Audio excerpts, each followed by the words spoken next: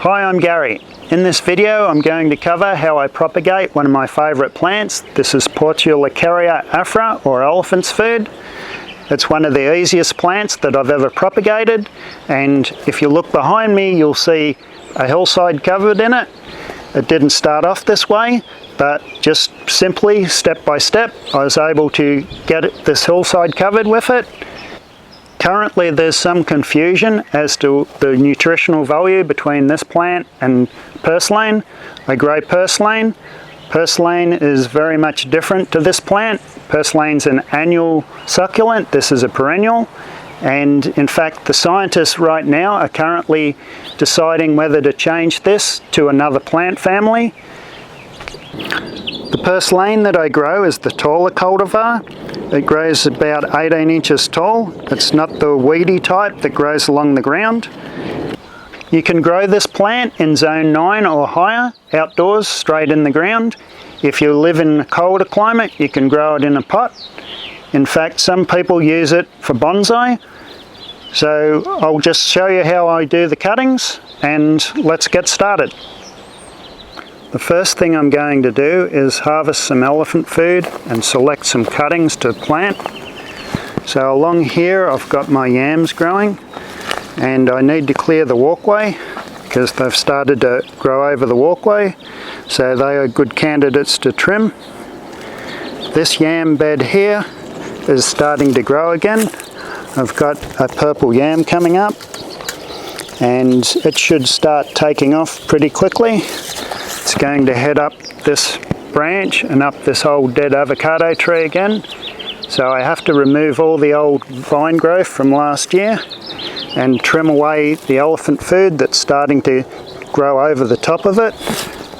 I've also got a red mini bell pepper in here.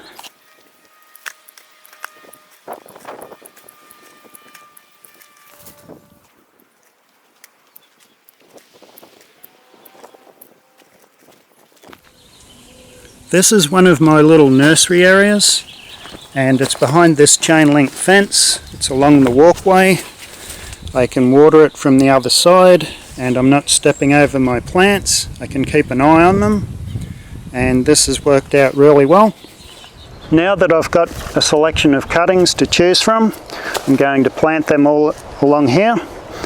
The ones that I planted a few months ago have already set root. The ones that have got the shinier leaves are going to have a better root system. This one's got less shiny leaves, so it's a little drier, so it's going to have roots, but it won't be as advanced as this one. This one here, the leaves are all dried up and kind of leathery, so I'm going to assume that this one hasn't set roots at all. It's just using all the water out of the plant itself. So let's just dig them up and see what they look like. Okay, that one, like I said, it's very leathery and it hasn't produced any roots at all. So that one I'll put back in.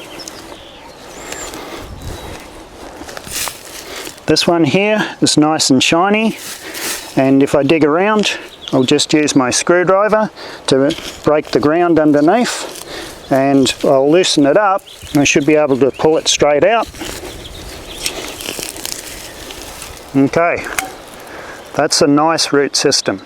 So I'm not worried that the dirt fell off it because this plant is pretty much bomb-proof. So when I plant it in its new place, it's going to have a little bit of soil around it still, which will have a few of the microbes that it's been using to grow in here. The soil it's going in is the same soil, our clay soil here, so this should transplant really well. The ones along here, they've got shiny leaves too. Okay, that one's got a good root system, not as good as the first one.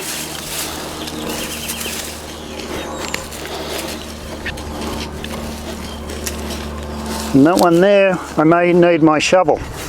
So I've got my little shovel with my homemade handle, and I'm just going to dig this one around. I'll just break around the roots like so,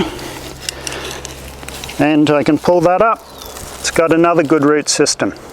So that root system is got a lot of clay around it, so this one's a good candidate for transplanting. This one's about 2 foot. Some of the others are a little smaller. That one's got a good root system.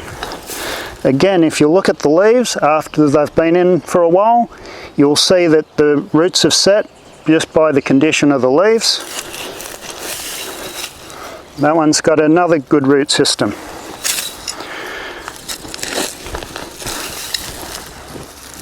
That one's got a poor root system, and it's got drier looking leaves. I could choose to put this one back in the ground, which I might do, and give it a little extra time. Some of these plants I don't know exactly when I put them in, so as I break some off I just come along and stick a few more in, so some of them may not have been in as long as the others. That one's got a good root system too.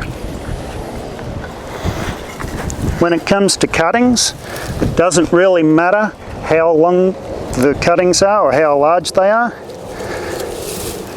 A cutting like this will probably root quicker. This is about 5 to 7 inches. And when I put the cuttings in, it's just a matter of sticking my screwdriver in and pushing it down,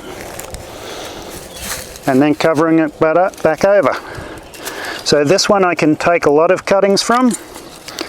I'll take shorter cuttings and longer cuttings, and I'll just go through with the screwdriver, make a hole, and push them into the ground. Sometimes I'll remove the bottom leaves, but I have found that's not that necessary. And in our dry climate, we're in Sunset Zone 23, Southern California. I don't need to worry about letting the ends heal over. If you're in a wetter climate, you might want to set it out for a day or two until the end of the plant heals over. I've been doing this for a while and I haven't noticed any difference between the ones that I've allowed to heal over.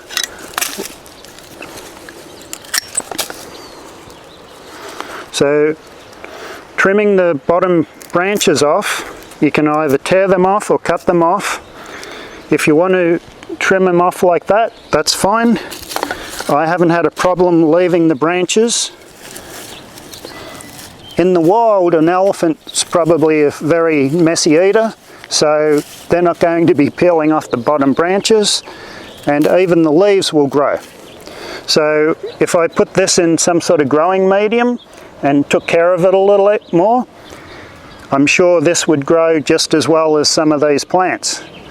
Now the larger plants take longer to set the roots, the smaller plants set roots quicker, so I don't really know which way is better, but I've done it both ways and I've had good results doing it both ways.